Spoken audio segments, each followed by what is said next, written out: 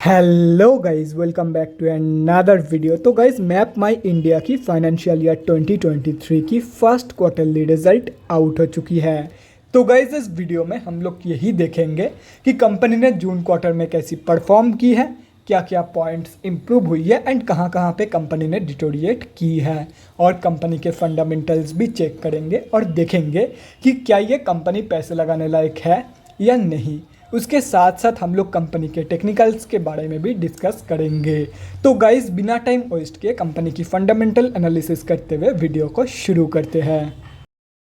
तो गाइज, अगर इस कंपनी के बिजनेस के बारे में डिस्कस करें तो they are India's leading provider of advanced digital maps, geospatial software and location based IoT technologies.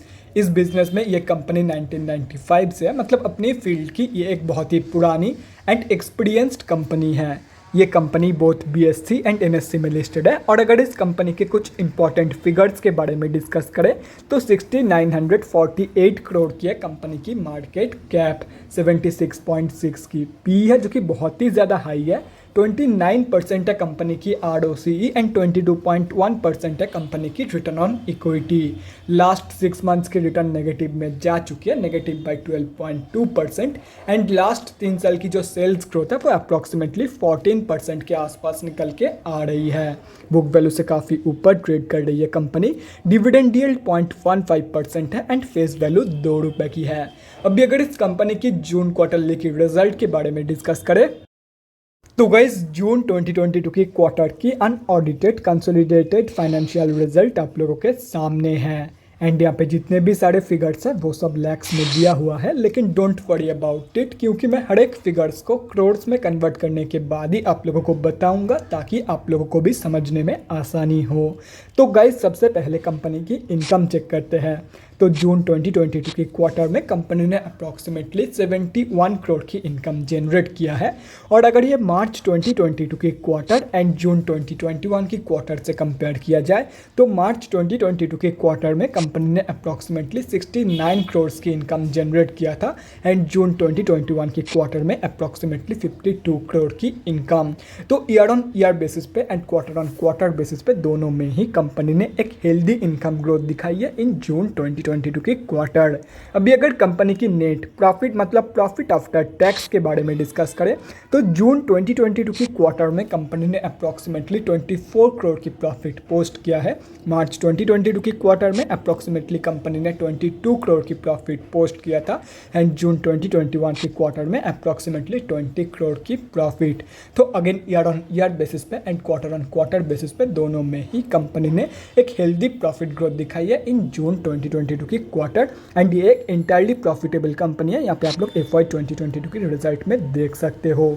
अभी अगर कंपनी की EPS मतलब अर्निंग पर शेयर के बारे में डिस्कस करें तो EPS की जो ग्रोथ है वो भी profit growth and income growth की तरह ही है। कंपनी ने both year on year basis पे and quarter on quarter basis पे एक हेल्दी EPS ग्रोथ दिखाई है इन जून 2022 की क्वार्टर।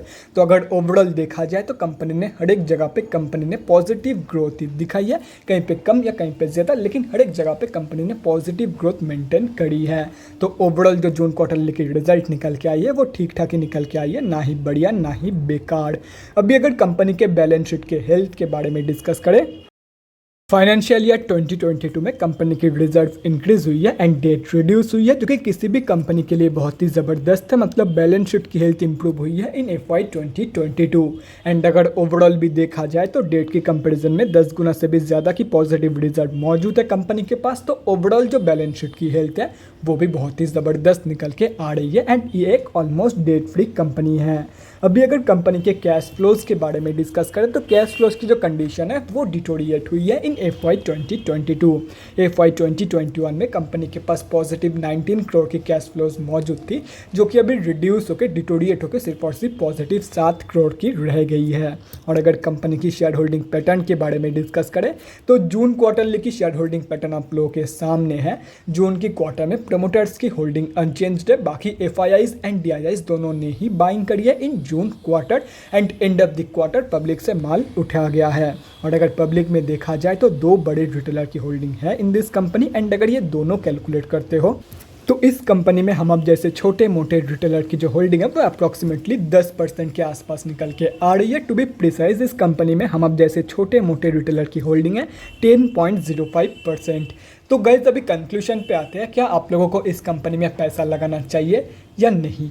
तो देखो गाइस मैं आप लोगों को यही बोलूँगा, कंपनी फंडामेंटली स्टेबल है, कंपनी की जो ग्रोथ है वो भी ठीक ठाक निकल के आ रही है एंड कंपनी ने जून क्वार्टर में भी ठीक ठाक परफॉर्मेंस दिया है। तो आप लोग डेफिनेटली इस कंपनी में पैसा लगा सकते हो, चाहे वो शॉर्ट टर्म के लिए हो या तो फिर लॉन्ग टर्म के लिए। एंड अपनी फील्ड की ये एक लीडिंग कंपनी है, जैसे कि यहाँ पे आप लोग देख सकते हो। तो बिजनेस वाइज भी कंपनी बहुत ही बढ़िया है, तो आप लोग डेफिनेटली इस कंपनी में पैसा लगा सकते हो। अभी अगर कंपनी के टेक्निकल्स के बारे में डिस्कस करें तो गाइस यहाँ पे हम लोग आ चुके हैं एनएससी के डेली चार्ट पे। सबसे पहले ये समझते हैं कि कंपनी में अभी चल क्या रहा है। तो गाइस कंपनी में पिछले 9-10 दिनों से लगातार सेलिंग हो रही है एंड अभी कंपनी 1293 रुपीज़ की जो सपोर्ट लेवल है यहाँ से सपोर्ट लेने की ट्राई कर रही है। तो यहाँ पे अभी दो चीज़ हो सकता है कि कंपनी यहाँ से सक्सेसफुली सपोर्ट लेके रिवर्सल शो कर दे, और ये भी हो सकता है कि कंपनी यहाँ से स्लिप कर जाए। तो जो भी लोग इस कंपनी में लॉन्ग टर्म या तो फिर शॉर्ट टर्म के लिए एंट्री प्लानिंग कर रहे हैं उन लोगों को मैं यही बोलूँगा, अगर आप लोग एक रिस्क फ्री एंट्री चाहते हो तो करंट मार्केट प्राइस के आसपास आप लोग डेफिनेटली इस कंपनी में एंट्री ले सकते हो।